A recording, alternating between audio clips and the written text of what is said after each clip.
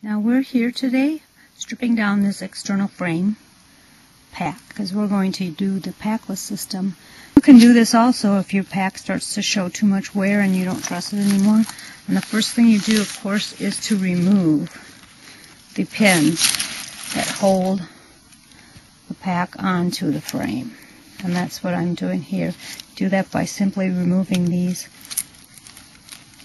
rings from the pin and taking it out. I'm going to remove everything that's not essential. If you decide to sew a silk nylon one like I did, you see that it's just 2 strips of webbing that are sandwiched right with that silk nylon. Now this pack has lasted a long time. The only reason I'm removing it is it's a little oversized because I originally designed it for the Montana section of the Continental Divide Trail where I could put my bear canister, and I no longer am using it around here in that way. I've stripped off the basic cinching straps and pins that hold the pack sacks that you're going to cinch and create yourself. You never have to buy an expensive internal frame again. These carry very well. They're designed for carrying large and strange loads as well. The next step is to get out all your stuff sacks and decide which ones would fit best on your pack. This tag actually is a loop, and I could thread a cord through here to help cinch it down. This bottom could have a loop sewn on it, and so it could be modified. And we have other stuff sacks that also could be modified. My main thought here is I need one large main bag, and then we'll be strapping on modified silk nylon bags. So now you want to measure your pack frame. And my frame is 14 inches wide, 14 also. The rest is actually 4.5 deep. Now our plan is to make a main bag, and we're going to suspend it or hang it from this pack frame with loops that will go right over these poles. Now I've measured it and made calculations on how much fabric I'm going to need, and by writing down the width, the length, and the depth, adding these numbers together in order to get a circumference, I have come up with a number of 37. And I will add 2 inches just for seam allowances. I've cut my fabric, and now I've marked and pinned my outside pocket that's going to be for a water bottle or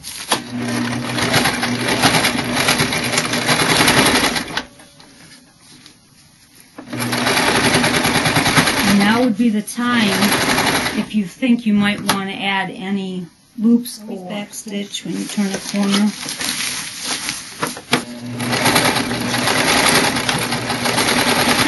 I built some fullness in the bottom here because you're dealing with 3-dimensional items, so you have to build in some fullness in order to be able to put things in your pack. And I am adding a loop on each side of it because I may be wanting to cinch something on there. Cinching is what the packless system relies on to maintain the integrity of its structure. I just happen to have some nice grain ribbon here, and you want to be sure is that you make your loop big enough to actually fit over this post here on the frame. Now if you have a straight bar across, you can add this to the bag and you'll just cinch right through this loop using a cinching cord. You want to mark the place on your fabric where you're going to add it. Keep in mind there's depth involved, so you don't want to put it just exactly at the bottom. You're going to be squaring off this bottom.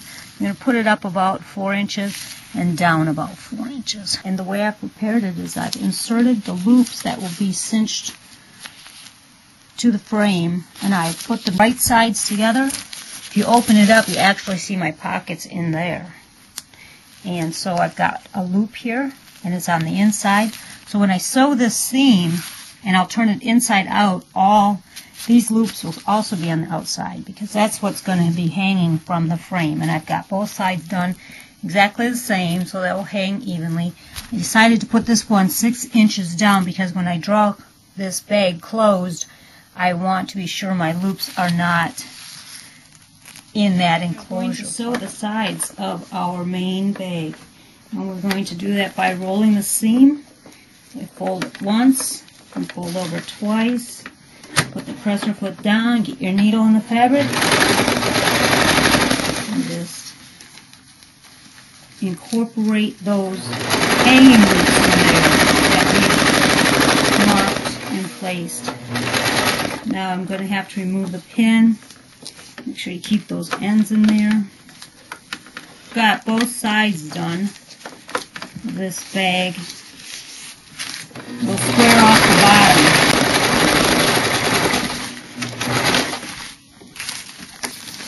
Now we're going to square off the bottom like you do any stuffed sack, so just pull it so that your side seam is like in the center of this triangle, and just sew it across. That's what gives your pack some volume. And you're going to do both sides exactly the same. Make sure you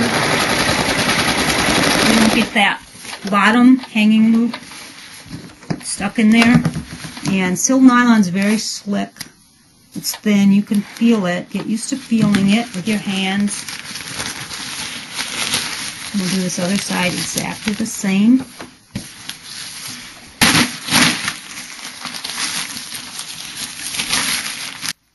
Now I'm going to add the casing, but before I do, I just want to test and see how it hangs. This would be the time to do any adjustments. And you can see that it hangs pretty freely once I get here and there. We'll tighten it up. This is plenty loose. These loops can be incorporated or cinched down, and that's good.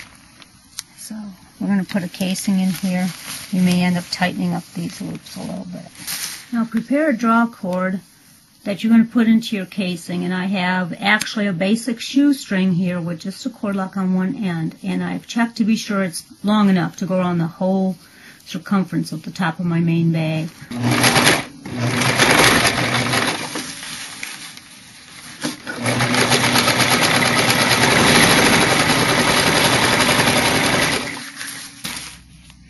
I'll simply put your cord lock on there with a knot.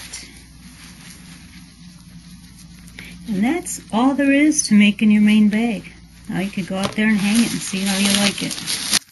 Now before you sew any adjustments, you want to stuff it with something. I've stuffed it with a sleeping bag. I've put in my water bottle and a fuel bottle. I just want to see how it hangs on there, and I think I'm pretty good and about ready to add a few other stuffed sacks. Now we're just basically using the stuffed sacks we would carry anyway, and that's why it's called the Packless system, because there's no real pack. And as we know, this can be removed, and it could actually be used as a day pack simply by using straps into this loop. To demonstrate, just remove that right off of there. Say you wanted to use this stuff sack that you already had to cinch onto your Packless system.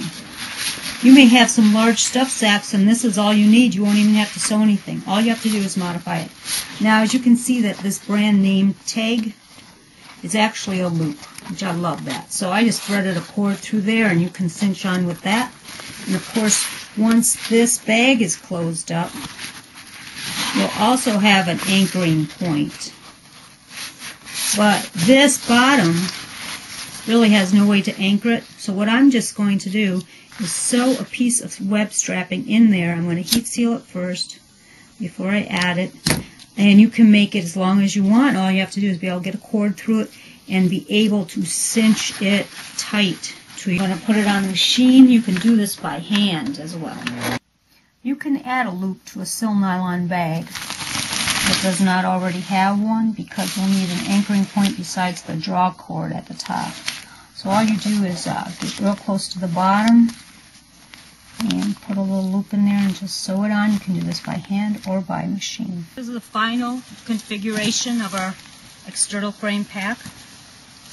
This is my food bag strapped on the top, and it is the bag that we added the loop to the bottom. We modified this, and that loop is over the post. It's also cinched onto the frame itself. Here's our main bag with a water bottle, fuel bottle, guide.